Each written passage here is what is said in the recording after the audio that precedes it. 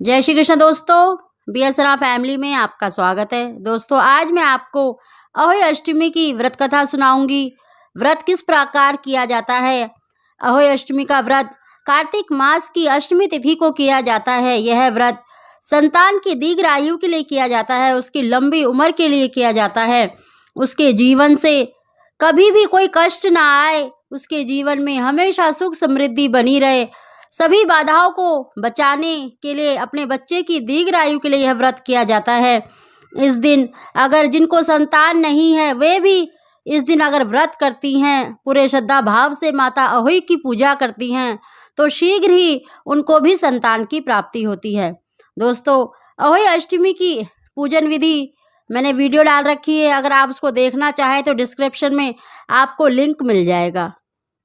दोस्तों आपको फिर भी मैं सूक्ष्म रूप से थोड़ी सी पूजन विधि बता दूं कि इसमें अहोई माता की या तो आप दीवार पर उनकी पिक्चर बना ले, चित्र बना ले, नहीं तो जो बाजार में अहोई अष्टमी का जो चित्र आता है उसको दीवार पर लगाकर उसमें जो दो कलश रखे जाते हैं और गेहूं की ढेरी रखते हैं और उसके ऊपर एक दीपक प्रज्वलित करते हैं। आप अपनी श्रद्धा अनुसार दक्षिणा फल फ्रूट रखें, स्वास्तिक कलश पर स्वास्तिक बनाएं, थोड़ी से चावल और थोड़ी सी रोली दोनों कलश में डालें। एक कथा सुनने के बाद एक कलश का जल सूर्य देवता को चढ़ाया जाता है और दूसरे को जब आप व्रत करती हैं, क्योंकि यह व्रत निर्जला व्रत रखा जाता है, कहीं पर तारों को देखकर व्रत खोला जाता है तो कहीं चंद्रमा को देखकर, जैसे आप में रिवाज हो आप वैसा करें।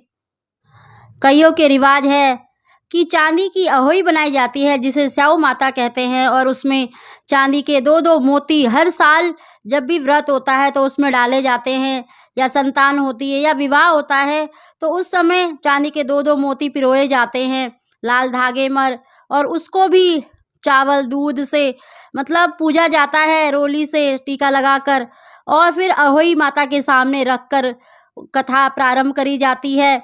और दिवाली के बाद किसी अच्छे दिन उसको गुड़ का भोग लगाकर उतार दिया जाता है। और जब किसी बच्चे जन्म होता है या फिर किसी की विवाह होता है तो उस समय उसमें दो दो मोती डाले जाते हैं। इस तरह से एक हार में जैसे पेंडल होता है उसी प्रकार ये माला बनी होती है, आपको पिक्चर में भी दिख रही होगी। और कईयों का ये रिवाज होता है कि अहोई का उज्जमन किया जाता है, जैसे किसी स्त्री का बेटा होता है या बेटे के विवाह होता है तो उससे जब अहोई का पूजन होता है तो अहोई माता का उज्जमन करना चाहिए। एक थाली में 7 जगह पर 4-4 पूड़ियाँ और हलवा रखकर और उसमें साड़ी ब्लाउज वगैरह रखकर अपनी सामर्थ्य अनुसार दक्षिणा रखकर उस पर जल से छिड़काव करना चाहिए, संकल्प करना चाहिए कि ये मैं अपनी सास को दे रही हूँ। फिर अपनी सास के पैर छूकर उनको दे देना चाहिए। सासू माँ जो कपड़े होते हैं और जो पैसे होते हैं वो अपने रख लेती हैं और जो हलवा पूड़ी होता है उसे बांट देती हैं। अपनी बहन बेटियों के यहाँ भी बायना भेजा जाता है। इस प्रकार अहोई का उज्जमन किया जाता है। अब मैं आपको अहोई माता की कथा सुनाऊंगी और कथा सुनते वक्त हमेशा अपने हाथ में गेहूं के 7 दाने लेकर कथा सुननी चाहिए। बोलो अहोई माता की जय। प्राचीन काल में एक साहूकार के 7 लड़के और 7 बहुएं थी और उनकी एक बेटी थी। दिवाली से पहले कार्तिक मास की बड़ी अष्टमी को 7 बहुएं अपनी इकलौती ननद को लेकर जंगल में खदान से मिट्टी लेने गई। वहां से वे सब मिट्टी खोद रही थी। वहीं स्याऊ माता की माद थी। मिट्टी खोदते समय सेह का बच्चा मर गया उसकी नंद के हाथों से। स्याऊ माता ने कहा कि तूने मुझे निसंतान किया है, इसलिए मैं तेरी कोख बांधूंगी। तब वो नंद अपनी 7 भाभियों से बोली कि तुम में से कोई मेरे बदले में अपनी कोख बंधवा लो। 6 भाभियों ने अपनी कोख बंधवाने से इनकार कर दिया, परंतु छोटी भाभी सोचने लगी यदि मैं अपनी नंद का कहना नहीं मानूंगी तो कहीं सासू जी मुझसे रुष्ट ना हो जाए। इस विचार से उसने अपनी नंद के बदले में अपनी कोख बंधवा ली। इससे जब उसके 7 लड़के हुए और होते ही 7वें दिन वे मर गए। तब एक दिन उसने जोशी को बुलाकर पूछा कि महाराज ये क्या बात है, मेरे जो संतान होती है वे 7वें दिन मर जाती है, सो इसका क्या कारण है। तब पंडित जी बोले कि देवी तुम सुरही गाय की पूजा किया करो, क्योंकि सुरही गाय स्याऊ माता की भाईली है। वह तेरी कोख छोड़ दे तो तभी तुम्हारा बच्चा जी सकेगा। इसके बाद से वह बहू नित्य प्रति प्रातःकाल उठकर चुपचाप सुरही गाय के नीचे सफाई कर जाती। गौ माता यह देखकर कि साहूकार के बेटे की बहू नित्य प्रति बहुत सेवा करती है, गौ माता उससे बोली कि तू मेरी बहुत सेवा करती है, इसलिए मेरी आत्मा तुझसे बहुत प्रसन्न है, इसलिए मांग, मुझसे क्या मांगती है। साहूकार के बेटे की बहू बोली कि स्याऊ माता तुम्हारी भाईली है और उन्होंने मेरी कोख बांध रखी है, सो आप कृपा करके अपनी भाईली से मेरी कोख खुलवा दो। उस दुखियारी की यह बात सुनकर गौ माता बोली, अच्छा। एक दिन गौ माता उसे साथ ले 7 समुंदर पार अपनी भाईली के पास चल दी। मार्ग में धूप बहुत कड़ी पड़ रही थी। वे दोनों एक पेड़ के नीचे छाया में बैठ गई। थोड़ी देर में वहां एक सर्प आया और उसी वृक्ष पर गरुड़ पंखिनी ने अपने बच्चे दे रखे थे। वो सर्प उन बच्चों को डसने लगा। तब साहूकार की बहू ने उस सर्प को मारकर ढाल के नीचे दबा दिया और उन बच्चों को बचा लिया।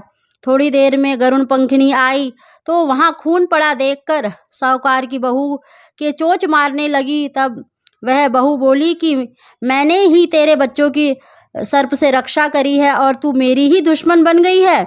साहूकार की बहू की बात सुनकर गरुड़ पंखिनी प्रसन्न होकर बोली, तूने मेरे बच्चे बचाए हैं, इसलिए मांग, क्या मांगती है।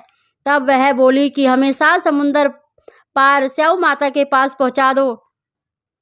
तब गरुड़ पंखिनी ने उन दोनों को अपनी पीठ पर बिठाकर लंबी उड़ान भरकर उन्हें 7 समुंदर पार स्याऊ माता के पास पहुंचा दिया। स्याऊ माता अपनी भाईली गौ माता को देखकर बहुत प्रसन्न हुई और बोली कि भाईली आज तो बहुत दिनों में मिली है। वह बोली कि बहन, मेरे सिर में जुएं बहुत हो गई हैं। तब सुरही गऊ बोली कि मेरे साथ मेरी भक्तिनी आई है, ये तेरी सब जुएं निकाल देगी। आज्ञा पाते ही साहूकारनी ने स्याऊ माता की चुन चुनकर सब जुएं निकाल दी। स्याऊ माता बोली कि तूने आज मुझे बहुत आराम दिया है, इसलिए मैं तुझसे बहुत प्रसन्न हूँ, सो आज जो चाहे सो मांग ले, मैं तुझे दूंगी।